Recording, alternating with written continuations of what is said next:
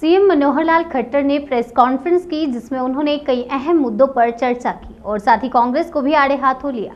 इतना ही नहीं, मनोहर लाल खट्टर पेगासस जासूसी कांड पर भी बोले और क्या कुछ कहा, आइए आपको सुनाते हैं।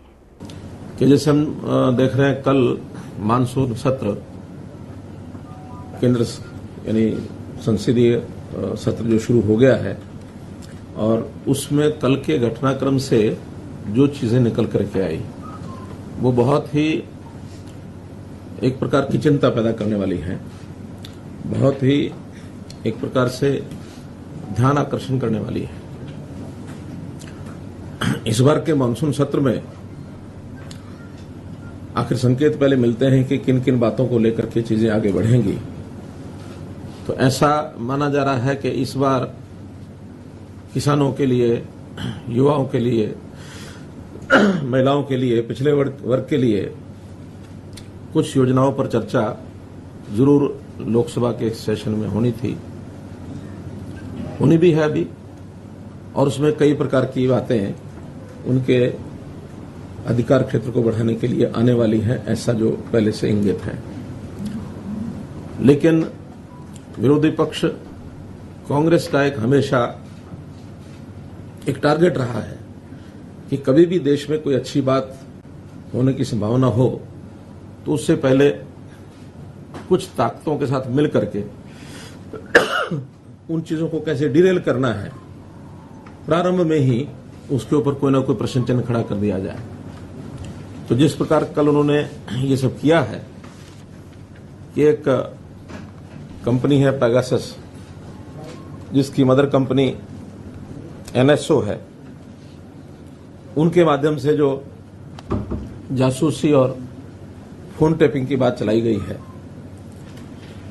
वास्तव में तो कांग्रेस का एक चरित्र रहा है कि जैसे वो खुद हैं ऐसा ही वो सबके ऊपर लांछन लगाने की बातें करते हैं, क्योंकि उनका इतिहास भरा पड़ा है।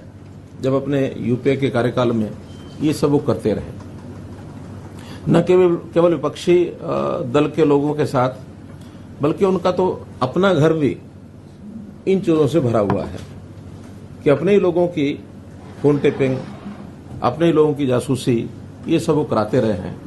उनको लगता है कि शायद सभी ऐसा करते होंगे, जबकि हमारी सरकार का किसी प्रकार का दूर दूर तक इसके साथ कोई लेना देना नहीं है। और उनके यहाँ का इतिहास तो ये है कि आपको ध्यान में होगा, एक बार उस समय के वित्त मंत्री प्रणब मुखर्जी ने, जो उस समय के गृह मंत्री थे पी चिदम्बरम, उनके खिलाफ कितना एक सीरियस, एक खतरनाक पत्र लिखा था कि गृह मंत्री वित्त मंत्री के फोन टेपिंग करा रहे हैं। कैसे चंद्रशेखर की सरकार को दो जासूसों की कहानी बनाकर कैसे गिरा दिया गया। कांग्रेस ने अपना समर्थन वापस ले लिया था। 9,000 लोगों की ऐसी एक लिस्ट है जो यूपीए के समय जिन लोगों की फोन टेपिंग होती रही, 9,000। तो ये इतिहास भरा पड़ा है उनका, क्योंकि उनको किसी पर भरोसा ही नहीं रहता है। लोकतांत्रिक तरीकों से चीजों को चलाने का उनका विश्वास नहीं है। लोकतंत्र की हत्या कैसे की जाती है, ये इमरजेंसी में हमने देखा है। ये भी उसी कांग्रेस के कारनामों की एक उदाहरण है। तो इसलिए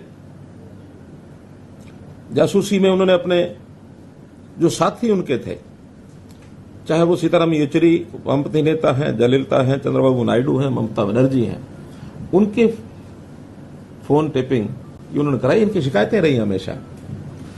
जब न्यूक्लियर डील था उस समय अमर सिंह की फोन टेप कॉल्स ये इन्होंने कराई है। अमर सिंह ने खुलकर शिकायतें की कि मेरे फोन कॉल्स को टेप किया जा रहा है। तो ये इनकी संस्कृति रही है, इस संस्कृति से बाहर नहीं निकले हैं। और जब भी कोई, इनका टाइमिंग बड़ा सेट होता है। इस टाइमिंग में जब इनको लगता है कि आज हमें और कुछ नहीं मिल रहा, क्योंकि इस समय नरेंद्र मोदी जी का जिस प्रकार का पिछले 7 साल से 8 साल से कार्यकाल जो अब पूरा हो रहा है, इसमें इनको कुछ नहीं मिला है। जनता हित की, राष्ट्रवादी विचारधारा की एक सरकार चल रही है और इसमें खास करके वो भी जब षड्यंत्र रचते तो विदेशी सहायता लेकर रचते हैं।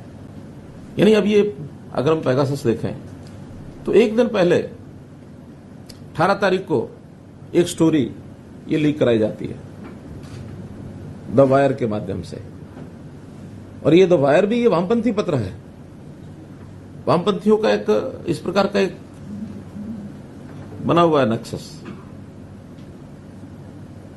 और उससे पहले कुछ दिन पहले यूरोप के अंदर एमनेस्टी नाम की जो संस्था है वो अपने वेबसाइट के ऊपर इन कहानियों को चलाती है।